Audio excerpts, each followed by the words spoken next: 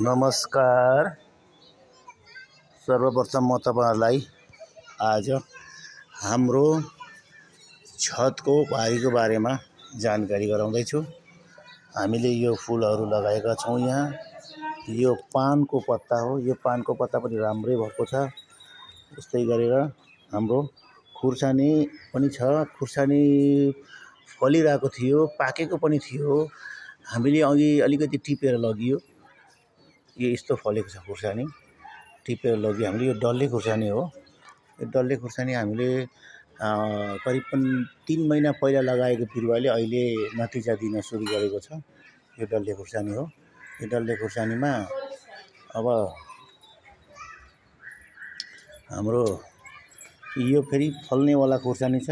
यो हाम्रो तिहारे फूल पनि फुलेको थियो, मारीगोल्ड, तर अहिले चाहिँ यो धेरै सुक्दै गयो, सुकिरहेको छ। अनि यहाँ टमाटर पनि छ। यो टमाटर राम्रो फलेको थियो, तर हामीले ठुलो टमाटर भनेर लगाएको स्याहार्नु परेछ। यो राम्रो फलेको थियो, अहिले चाहिँ यसको फल चाहिँ बन्द भएको छ। अनि त्यसपछि यो हामीसँग यो पनि छ। यो ठुलो टमाटरको बिरुवा हो। यो अब यसलाई पनि हामीले जयर्न गर्दैछौँ। त्यसपछि सिमी लगाएका छौं। हेरौं सिमी कस्तो हुन्छ। त्यसपछि फूल छ। त्यसपछि यो डल्ले खुर्सानी छ। डल्ले खुर्सानी यो भने अहिलेसम्म फलेको छैन। यतापट्टि यो गमला छ। गमलामा यो धनिया छ। धनिया राम्रै भइरहेको छ।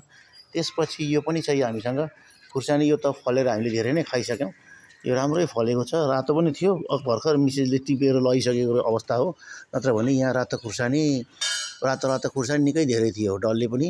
हामीले बेला बेलामा यो खाँदै गर्छौं यो खुर्सानी। यी फलेको छ डल्ले खुर्सानी। र त्यसपछि हामीले यो अर्गानिक काँक्रो पनि लगाएका छौं। यो काँक्राले त अहिलेसम्म केही उपलब्धि गरे जस्तो छैन, तर यो चाहिँ बोटले भने केही उपलब्धि गरेको छ। हेरिहालौं। यहाँ एउटा फलेको पनि छ। ल हेर्नुस्, यो चाहिँ यो फलेको छ।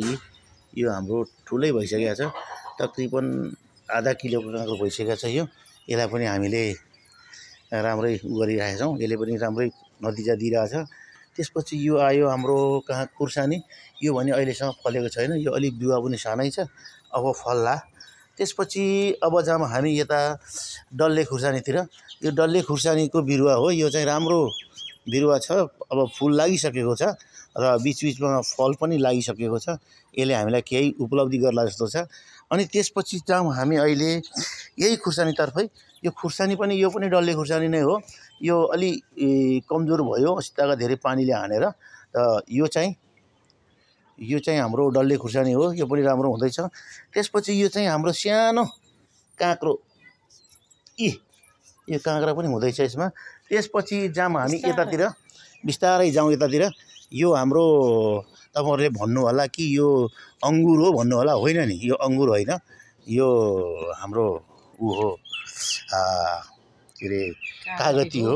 यो कागती हो, तर अंगुर भन्दा कम छैन यो फलाइको हिसाबमा। हेर्नुस् त, ल हेर्नुस्, यो अंगुर जस्तै फलेको छ हाम्रो कागती। ल हेर्नुस्, यो कागती हो। ती राम्रो फलेछ। यसपालिको चाहिँ राम्रै लागेछ बिरुवाहरू।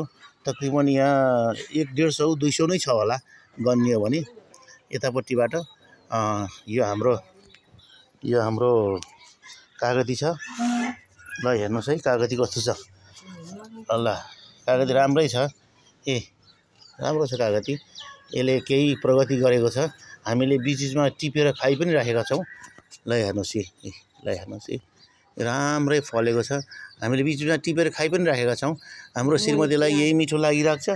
अब यो हेर्नुस् न, कति राम्रो फलेको छ। अंगुर जस्तै फलेको छ। हेर्नुस् त, ल हेर्नुस् कति फलेको छ। ल हेर्नुस्,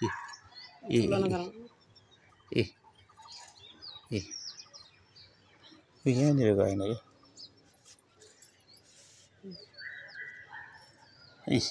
बल्ल आयो।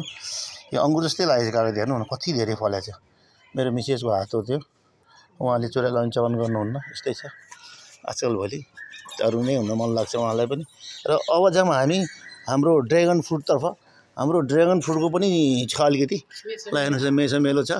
यो ड्रेगन फ्रुट हाम्रो यो हो, हेर्नुहोस् यसमा फल लागेको छैन। यहाँबाट फल लाग्न सुरु भएको छ। ल हेर्नुहोस् यो फल लाग्दैछ यसमा। त्यसपछि यतातिर जाउँ, यो ड्रेगन फ्रुटको एउटा हाँगा हो। अर्कोतिरपट्टि जाउँ, यहाँ पनि फल लाग्दैछ।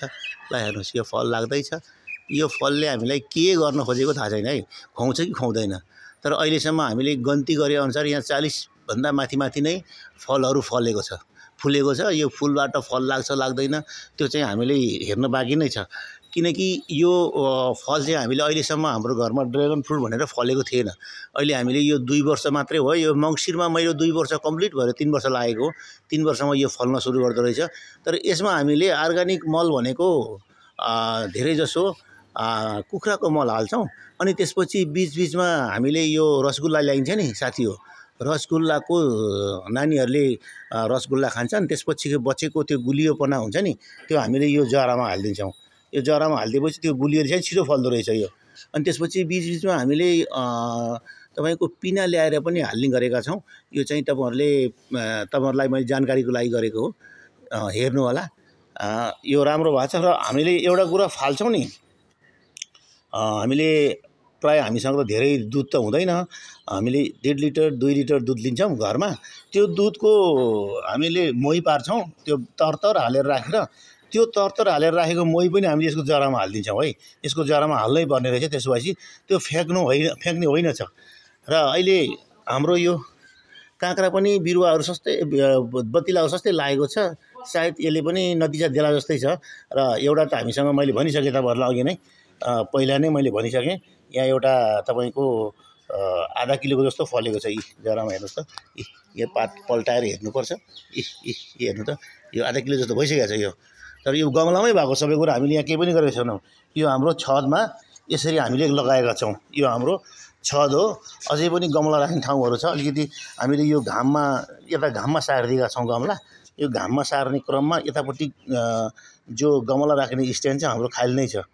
तर यसो विचार गर्दाखेरिमा फेरि गमला ल्याउनु पर्छ जस्तो पनि छ यसको उपलब्धि हेर्दाखेरिमा।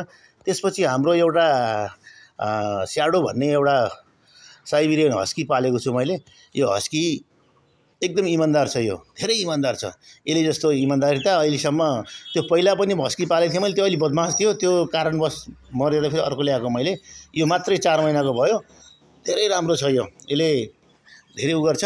र हाम्रो श्रीमतीलाई यो फेरि यहाँ बास्केटबल खेल्छु भनेर केटाकेटीले भनेर मैले बास्केटबल पनि ल्याइदिएको छु। र बास्केटबलको लागि मैले यो ऊ पनि बनाएको छु क्या, कोर्ट पनि बनाएको छु। हेर्नुहोस् न, यस्तो बनाएको छु मैले। यता माथितिर हेरौँ है, माथितिर बास्केटबल हाल्ने ठाउँ यहाँ छ। यो मैले आफ्नै आइडियाले बनाएको हो। यो घर बनाउँदाखेरिमा यस्तै किसिमले बनाएको हो।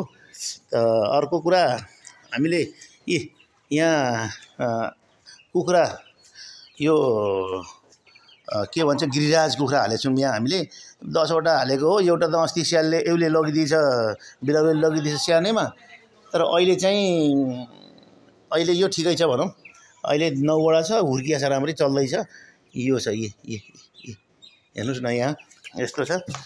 अझै पनि तपाईँलाई म यो खोलेर देखाउँछु। यिनीहरूको बसाइ यस्तो छ। यसलाई हेर्नुहोस्, यिनीहरू सबै हाम्रो घरका सन्तान हुन्। यिनीहरूले भोलि पर्सि हामीलाई केही सहयोग गर्लान् भन्ने आशा छ। अर्कोतिर फेरि यो भाले छ। यो भालेले फेरि एउटा यसलाई हामीले साथी पनि ल्याइदिएका छौँ। ल हेर्नुहोस् त, यो भाले पोथीको जोडी छ। यिनीहरूले अहिले अन्डा पनि पार्दैछ। एक जोडी मात्रै छ, यो धेरै छैन हामीसँग यसको लागि। र यो हाम्रो नानीहरूको यहाँ साइकल चलाउँछन्, साइकल चलाउन सिक्छन् नानीहरूले। यहीँ सिकिराखेका छन्। यो हाम्रो छत हो है, यो छत हो। यो हाम्रो तल जाने गेट हो। यो हो तल पल्लोपट्टि बहिनीको पनि राम्रो छ। यहाँ हामी सबै कौशी खेती गर्छौँ। कौशी खेतीमा हाम्रो टमाटरहरू यताउता सबै राम्रै हुन्छ है साथीहरू। आजलाई मेरो भिडियो यति नै। फेरि अर्को उसमा ब्लगमा भेटौँला। ल अर्को फेरि भेटौँला तपाईँसँग। ल हामी आज अलि त्यस्तै छौँ। ल बाई बाई भनौँ।